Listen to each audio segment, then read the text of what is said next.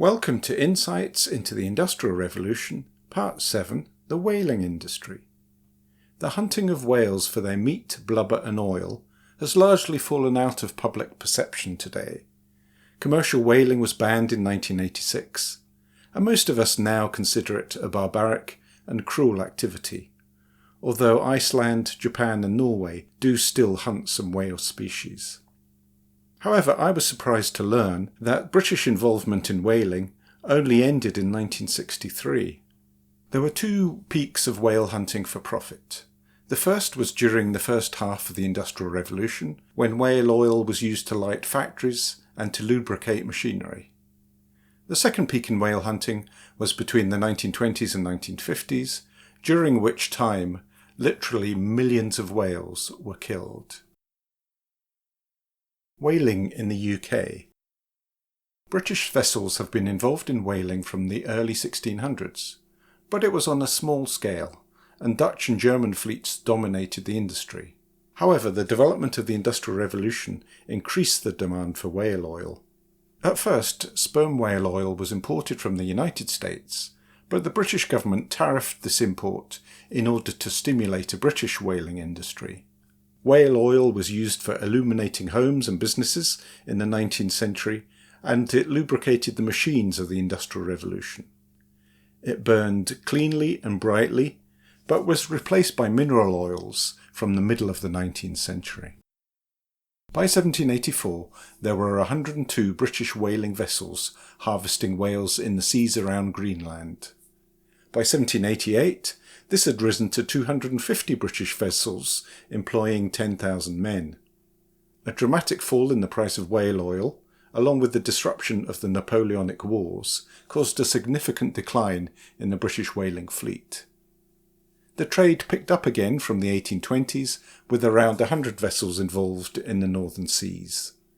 However, the tariff on American whale oil was significantly reduced in 1843 and abolished in 1849, causing a rise in imports and a decline in the British fleet. The invention of the harpoon cannon in 1904 reinvigorated the industry in the Antarctic, and several British companies were involved. Factory whaling ships were developed, and whale oil production grew from 145,000 tonnes in the 1926-27 season to 601,000 tonnes in 1930-31, with British vessels responsible for 42% of the 1926 harvest and 20% of the 1930 harvest.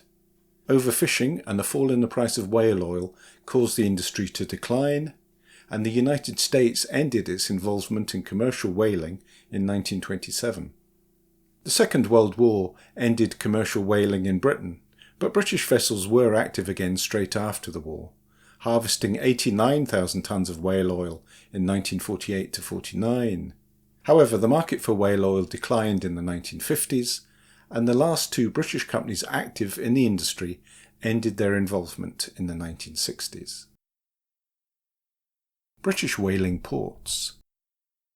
London was the main whaling port for the Greenland fishery in the 18th century, but it switched to other trade from the 1750s. Hull then became the main British whaling port in the early 19th century, with 60 vessels in the 1820s. However, its involvement in whaling declined in the 1850s and ended in 1868. Whitby was also involved in whaling in Greenland waters with around 20 vessels in the 1820s. By the 1830s, Scottish ports became dominant in the whaling industry, and I'll cover those in more detail. The three main Scottish whaling ports were Peterhead, Dundee and Leith near Edinburgh. Whaling from Peterhead. Peterhead near Aberdeen was active in Arctic whaling from 1788 to around 1893. In its first 10 years to 1807, the Peterhead fleet killed 144 whales and over 2,000 seals. In 1814, the Peterhead fleet consisted of 7 vessels, and between them they killed 163 whales, with one vessel taking 44 of them. Peak activity for the port was in the 1820s. The fleet then declined, but had a resurgence in the 1850s, with 32 ships in 1857. Overfishing and technological shifts, including the use of shale oil, gas lighting and steel corsetry, caused a decline in Peterhead's whaling activity. By 1884, there were only 9 vessels hunting whales out of Peterhead. The last whaling voyage from the port was in 1893, when just 1 whale was killed. Peterhead switched its focus to herring fishing and would later become Europe's largest white fishing port. Perhaps the most famous of the whaling captains who sailed out of Peterhead was William Penny. He was born in 1809 and went to sea at the age of 12. By 1839 he was in command of a whaler. However, William Penny is more famous as an Arctic explorer, and he undertook exploration voyages from 1839 into the 1850s. The Penny Strait and the Penny Ice Cap in the Canadian Arctic are named after him. William Penny returned to the whaling trade in the late 1850s and retired in 1864. He died in 1892. He's believed to have killed around 160 whales during his career. Whaling from Dundee. Dundee grew to become Britain's largest whaling port in the middle of the 19th century. Whaling from the city began in the 1750s, but really hit its stride in the early 19th century. Companies in Dundee were involved in jute weaving from the late 1820s. As linen became more expensive, demand grew for cheaper fabrics such as jute. Jute was used for hessian in sacking and also in carpets and chair coverings. With proper processing, it can also be used in clothing. Someone in Dundee discovered that the dry jute fibres could be lubricated with whale oil, allowing it to be processed in mechanised mills. As Dundee became a major centre for jute production, it also grew as a whaling port. In 1820 there were less than 15 jute mills, with a workforce of around 200, and there were up to 12 whaling vessels at that time. In the 1840s there were up to 40 jute mills and a workforce of around 2,000 for jute, and the whaling fleet contained 18 vessels. In 1860 there were between 80 and 120 jute mills and a workforce of 20,000. There were up to 17 larger whaling vessels at that time. By 1880 there were around 120 to 160 mills with a workforce of 50,000, but the whaling fleet was around 8 vessels. In 1900 there were less than 100 jute mills and a jute workforce of around 40,000. There were no more than 2 vessels in the Dundee whaling fleet. At 1920 there were between 40 and 60 jute mills and a workforce of around 25,000. There were no whaling vessels sailing out of Dundee. And in 1940 there were 20 to 30 jute mills with a workforce of around 10,000. And again, no whaling vessels from Dundee. In 1823, 268 whales were killed by the Dundee fleet, and this was by far the largest catch by the city's whalers. In the years between 1832 and 1845, between 24 and 29 whales were caught each year. And by the 1880s, attention seems to have switched to catching seals, with only around 12 whales killed each year. In 1904, 11 whales were killed, and in 1912 only 6 whales were caught, reflecting the steep decline in the number of whales in the northern seas. The demand for whale oil for the jute industry began to decline from the 1860s, as shale oil, petroleum oil and linseed oil replaced whale oil for jute processing. This partly explains the decline in the Dundee whaling fleet. The fall in the whale population in Arctic waters is also responsible for the decline. Petroleum oil was soon cheaper than whale oil, further accelerating the decline. From the 1890s, competition from India began to overtake Dundee for jute production, and employment in the industry declined rapidly. The last jute mill in Dundee closed in 1998. Whaling out of Dundee ended with the commencement of the First World War. Whaling from Leith.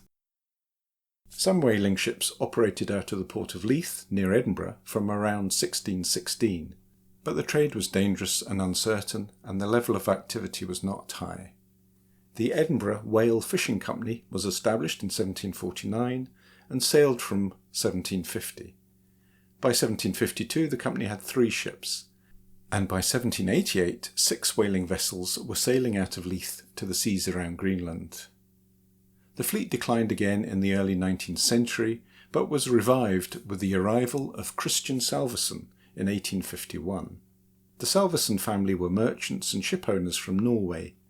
In around 1846 they opened an agency in Leith run by George Turnbull, under the business name Turnbull, Salvesen and Company. Christian Salvesen joined the partnership in 1851, and he left the partnership in 1872 to set up his own company, Christian Salvesen and Company. At first the company acted as shipping agents, but they bought some steamers in the 1880s and began a regular passenger and freight service to Stavanger in 1886. By 1900 they had entered the whaling business. At first Christian Salvesen and Company focused on whaling in Arctic waters, but from around 1904 they switched their attention to the Antarctic, establishing a whaling station on the island of South Georgia in the South Atlantic, about halfway between Argentina and the Antarctic continent. They called their base there Leith Harbour. By 1914, Christian Salvesen and Company operated 18 whale catchers and 2 factory ships in Antarctic waters. In the peak years of the 1920s, the company was killing up to 8,000 whales per year. By 1939, Christian Salvesen operated 5 factory ships with at least 60 whale-catching vessels. Christian Salvesen and Company was the largest whaling company in the world during the period up to the Second World War. Many of the company's ships were lost during the war, and it launched 2 massive factory ships immediately after the end of the Second World War. These were supported by 38 whale catchers. Public sentiment turned against whaling from the 1950s, and the demand for whale products declined dramatically. Christian Salvesen ceased whaling operations in 1963. The scale of the killing. Data is not publicly available on the number of whales caught by individual companies. However, information on the commercial whaling industry as a whole is shocking. During the 1937-38 whaling season, 46,000 whales were killed, yielding 3.3 million barrels of whale oil. 40% of the whales killed that year were fin whales. Between 1900 and 1999, nearly 3 million whales were killed in total, 2 million of them in Antarctic waters. The population of blue whales fell from around 340,000 at the start of the 20th century to just a few thousand by the end of it. 761,000 sperm whales, 874,000 fin whales, and 115,000 minke whales were killed across the century. The population of blue whales is estimated to have recovered to between 10,000 and 25,000 individuals, still a small fraction of the number a century ago. There are believed to be up to 90,000 fin whales today, and the population of sperm whales could be as high as 700,000. The population of humpback whales has recovered from near extinction to nearly 80,000 individuals. In this insight into the Industrial Revolution, I've continued the story of the whaling industry into the 20th century because I was staggered at the scale of the killing and felt it a story that had to be told. Let me close this video with a return to the early years of the Industrial Revolution. In the first half of the 19th century, whale oil was essential for illuminating homes and businesses and lubricating the machines of the Industrial Revolution. Unlike other lighting fuels of the era, whale oil burned cleanly and brightly without producing smoke or unpleasant odours, making it a premium lighting fuel. The development of coal gas for lighting towns reduced the demand for whale oil, with electricity coming in on the scene from the late 19th century. Whale oil was also a vital lubricant for industry, performing well at high temperatures and under pressure. One use was in the steam locomotives of the railway age. From 1859, petroleum became a cheaper and more abundant lubricant, and kerosene replaced whale oil in lighting. Before the invention of plastics made from mineral oil, Cartilage from whales was used as a kind of protoplastic. It was used in corsets and other clothing, and in umbrellas and fishing rods, among other applications. Steel replaced whale cartilage in corsetry during the latter part of the 19th century. Celluloid was developed in the 1860s and replaced the use of whale cartilage and whale bone in some products. Bakelite, the first true synthetic plastic, was invented in 1907 and continued the move away from whale products. The whaling industry was a significant contributor to the Industrial Revolution. Whale oil lubricated the machinery as factories sprang up, and it lit premises. Whale bone and cartilage were integral to many products, and consumer markets expanded. And the profits from the whaling industry provided investment in other businesses and activities. It's largely forgotten today and thought about with disdain, but 200 years ago, whaling was an important part of everyday life.